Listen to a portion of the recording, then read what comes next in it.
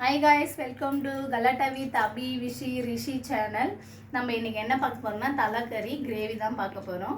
வீடியோக்குள்ளே போகிறதுக்கு முன்னாடி லைக் பண்ணுங்கள், ஷேர் பண்ணுங்கள், கமெண்ட் பண்ணுங்கள், சப்ஸ்கிரைப் பண்ணுங்கள், பெல் பட்டனை கிளிக் பண்ணி விடுங்க. வாங்க நம்ம வீடியோக்குள்ளே போகலாம். இப்போது பெரிய வெங்காயம் வந்து 2 கட் பண்ணி வச்சுருக்கேன். தக்காளி வந்து 1.5 தக்காளி போட்டிருக்கேன், ஏன்னா ரொம்ப இனிப்பு இருக்கக்கூடாதுன்றதுக்காக. அப்புறம் தேவையான கொத்தமல்லி, தேவையான கருவேப்பிலை, ஒரு பச்சை மிளகா வச்சுருக்கேன் நான்.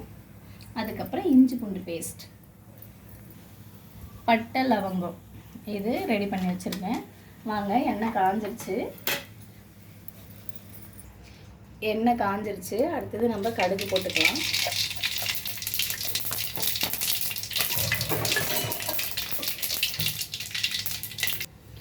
அடுத்தது நம்ம பட்டை லவங்கம் போட்டுக்கலாம். பட்டை லவங்கம், கிராம்பு இதெல்லாம் போட்டு வச்சுருக்கேன். அடுத்தது கட் பண்ணி வச்சுருக்கிற பெரிய வெங்காயம்,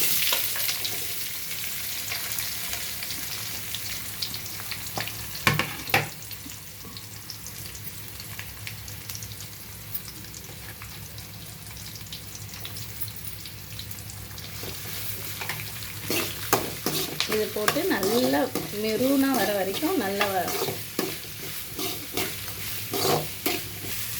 தேவையான அளவுக்கு உப்பு போட்டிங்கன்னா வெங்காயம் வந்து சீக்கிரமாக வதங்கிடும். 1 ஸ்பூன் அளவுக்கு இஞ்சி பூண்டு பேஸ்ட்டு போட்டுக்கோங்க. இஞ்சி பூண்டு பேஸ்ட்டு நல்லா வதங்கிடும், அந்த ஸ்மெல்லு போகிற வரைக்கும், பச்சை ஸ்மெல்லு.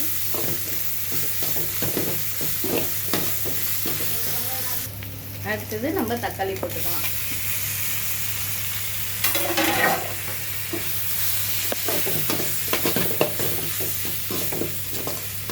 தக்காளி நல்லா வதங்கிட்டோம்.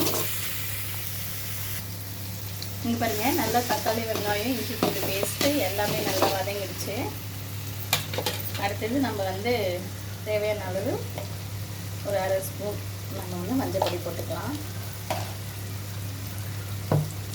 அடுத்தது 1 ஸ்பூன், உங்களுக்கு காரம் எவ்வளோ வேணுமோ 1 ஸ்பூன் போதும், ஆனால் நம்ம சில்லி தூள் யூஸ் பண்ணிக்கலாம். அடுத்தது குழம்பு மிளகா பொடி, அது வந்து 1 ஸ்பூன்.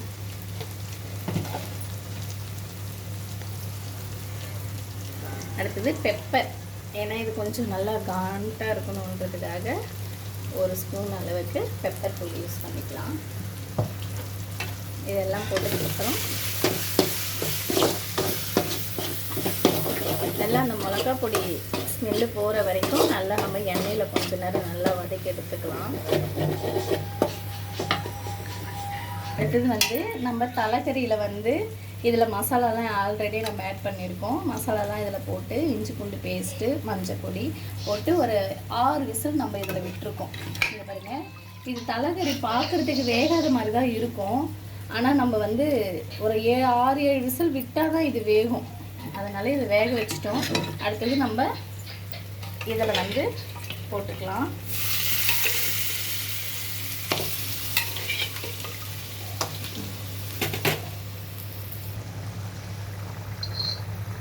இங்கே பாருங்கள், நல்லா கொதிச்சு வந்திருக்கு. இது இன்னும் கொஞ்சம் நல்லா திக்னஸ் ஆகட்டும். அதனால் அடி பிடிக்காத அளவுக்கு அடிக்கடி கிண்டி விட்டுக்கிட்டே இருங்க.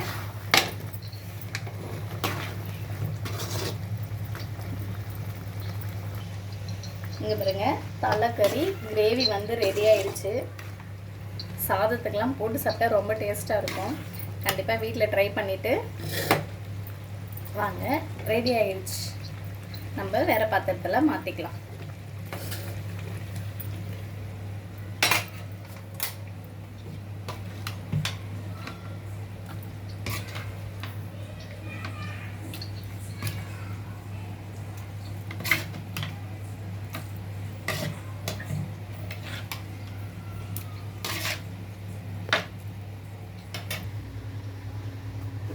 மட்டன் தலைக்கறி இங்கே பாருங்கள் ரெடி ஆயிடுச்சு. நம்ம வந்து சாப்பிட போகிறோம்.